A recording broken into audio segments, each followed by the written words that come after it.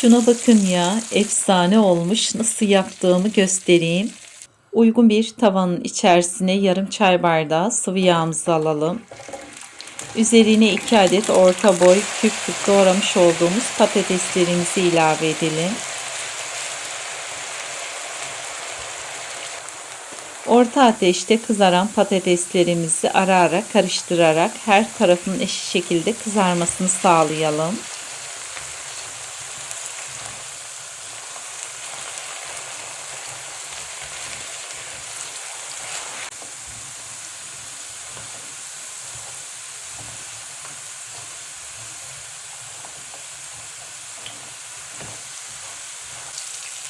Kızaran patateslerimizin üzerine yarım tatlı kaşığı tuzumuzu gezdirelim.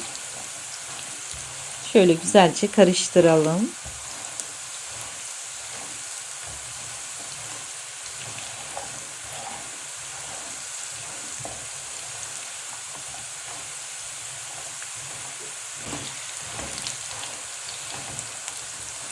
Yeteri kadar kızaran patateslerimizi uygun bir tabağın içerisine alalım.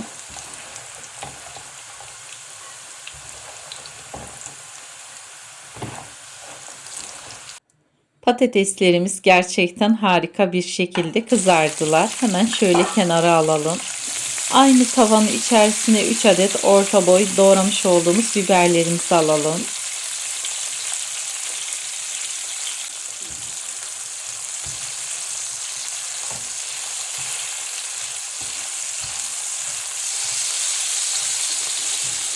Şöyle güzelce karıştıralım.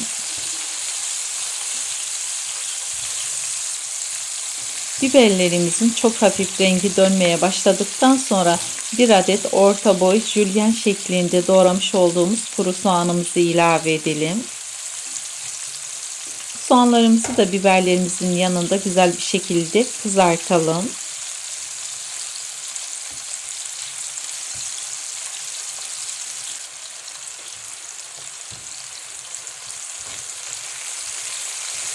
Biber ve soğanlarımızı ara ara karıştıralım. Her tarafa eşit şekilde kızarsınlar. Ben soğanı bu tarife çok güzel yakıştırıyorum. Soğan hafif böyle karamelize olduğu zaman gerçekten muhteşem bir lezzet katıyor.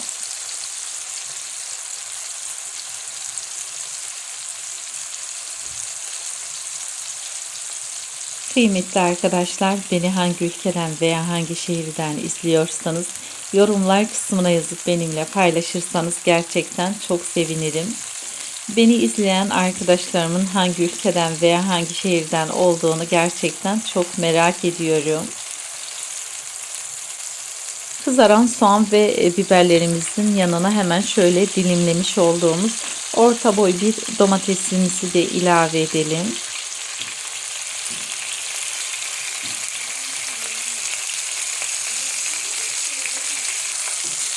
Üzerine çok hafif tuz gezdirelim.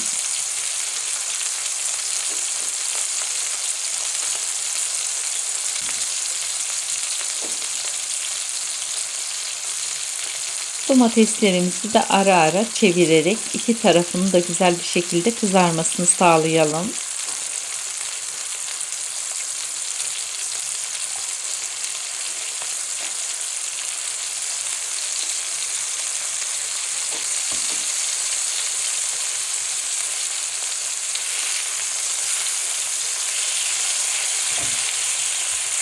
Kıymetli arkadaşlarım, kanalımda düzenli olarak video yayınlamaya çalışıyorum. Önceliğim herkesin evinde olan malzemelerle kolaylıkla yapabileceğiniz tarifler. Tariflerimi elimden geldiğince detaylı anlatmaya gayret ediyorum. Ki yemek yapmaya yeni başlayan arkadaşlar da kolaylıkla yapabilsinler. Umarım tariflerimi sizler de evlerinizde deneyip ve beğenirsiniz.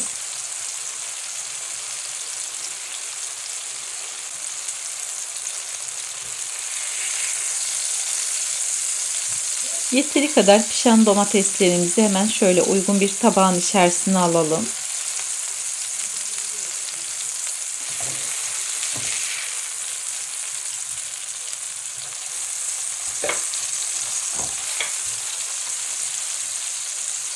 Daha sonra kızartmış olduğumuz patateslerimizi tavamıza ekleyelim.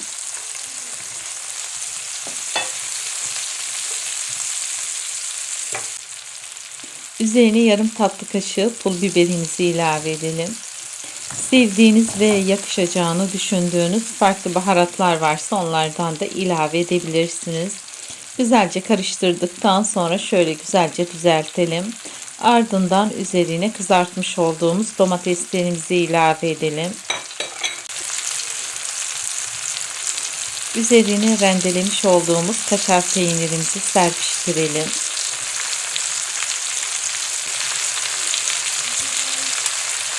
Son olarak da üzerine mısır serpiştirelim.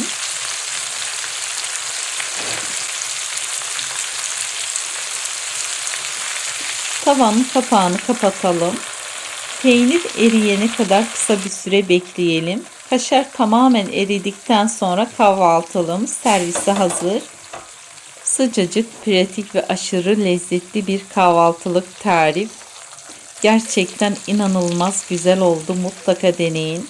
Beni buraya kadar izlediğiniz için hepinize çok teşekkür ederim. Beni bu tarif ile tanıdıysanız kanalımda bunun gibi çok pratik ve çok lezzetli bir sürü tarifimin de var olduğunu belirtmek isterim. Yeni tariflerim için kanalıma abone olmayı, bildirim gelmesi için zili açmayı unutmayın lütfen.